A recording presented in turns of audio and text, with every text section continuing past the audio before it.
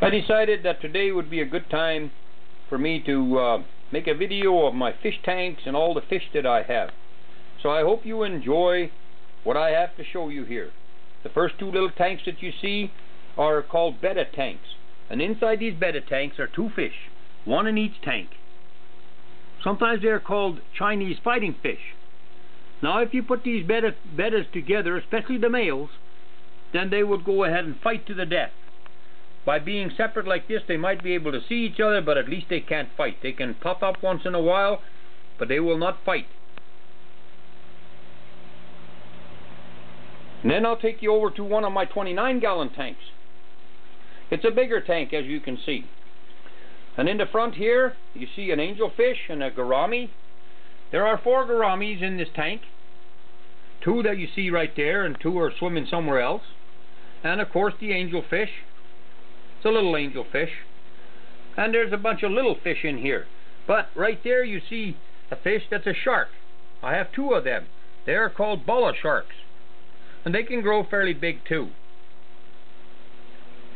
And as I was saying, these little fish, they are all tetras. They're called tetra fish.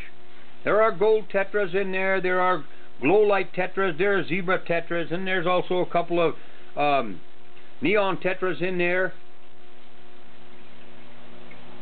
And there you saw the two sharks. And again, one of the gouramis. Now I'll take you over to my 55-gallon tank, which of course is bigger. As you can see, much bigger than the 29-gallon tank, almost twice the size. And in the front here, you see these fish here. Those are called iridescent sharks. They also grow fairly big. They're already fairly big, but they can grow bigger than that yet. I have 3 different kinds of sharks in this tank. There's those iridescent sharks. And then in the bottom there, that's called an albino rainbow shark. And then towards the back here, that's called a black rainbow shark. And then I have a bigger angelfish in this tank. Well, there's actually 3 angelfish in this tank. This one here, and then there's one right there, and then there's a little bit bigger one right there. Now you have this one fish here that's an orange in color. You would think that was a goldfish, but it's not. This is actually called a parrotfish. I do have some goldfish in here, and kois, and they are fairly big. As you can see, they are bigger fish. I do have a goldfish tank, but the goldfish that are in there are just small. These goldfish all started off small as well, but then I transferred them over to this tank. Then I will show you my 10-gallon tanks. There's 4 10-gallon tanks that I have.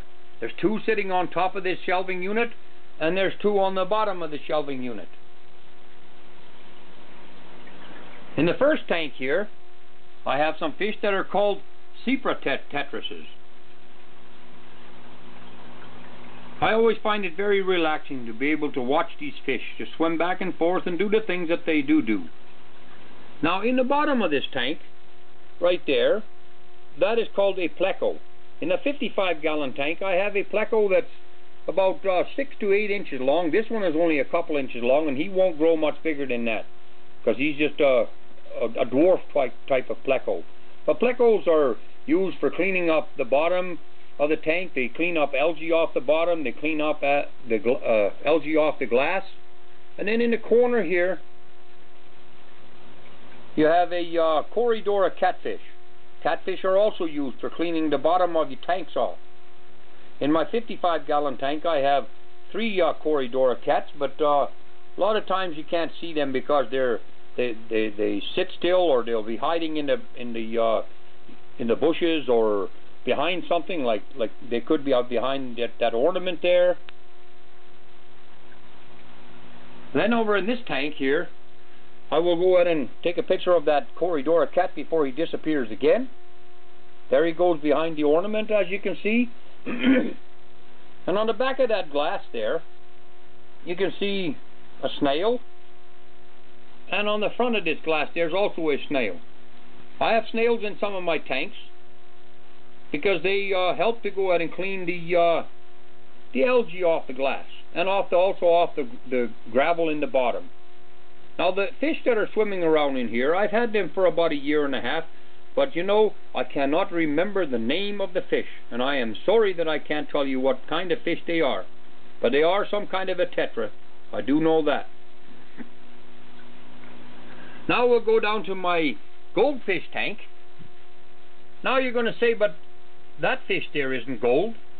No, that one's not gold, but it's still in the goldfish family. That one's called a pearl goldfish, and I call it my golf ball. Now, there are a couple of goldfish. They are fantail goldfish. And even though this is not a gold-colored fish, it's called the black moor goldfish. They have the Popeye kind of eyes on them. And this tank here is only for my goldfish because there is no heater in it. And goldfish really don't need a heater. So that's the only kind of fish that I can put in there. But as they grow bigger, I transfer them over into a bigger tank. Then I'll take you over to the other bottom tank. And there are also tetras in here. Gold skirt tetras and black skirt tetras. And as I said earlier, I love watching these fish. I can sit there and watch them for a long time. It's very relaxing to see them just swimming back and forth and the things that they do. Of course, they don't do any tricks or anything like that, but it's still very relaxing. Now I will take you over to my other 29-gallon tank. This is my cichlid tank. Now sometimes I call these cichlids cowards because most of the time, as you can see that blue one over there in the back, he's kind of like was starting to disappear. They like to hide, and that's why there's also rocks in there, because they are very territorial. They protect their own territory, and they can hide behind the rocks or between the rocks, and that's their territory. And no other fish can come in there. I had some baby fish born in here a few months back, and that one fish there, that one was a baby fish, but it's not a baby anymore. As you can see, it's fairly big. And then of course you've got your bumblebee cichlids. You got in the back there, you got the lemon cichlids. I can't remember what the orange ones and the blue ones are called.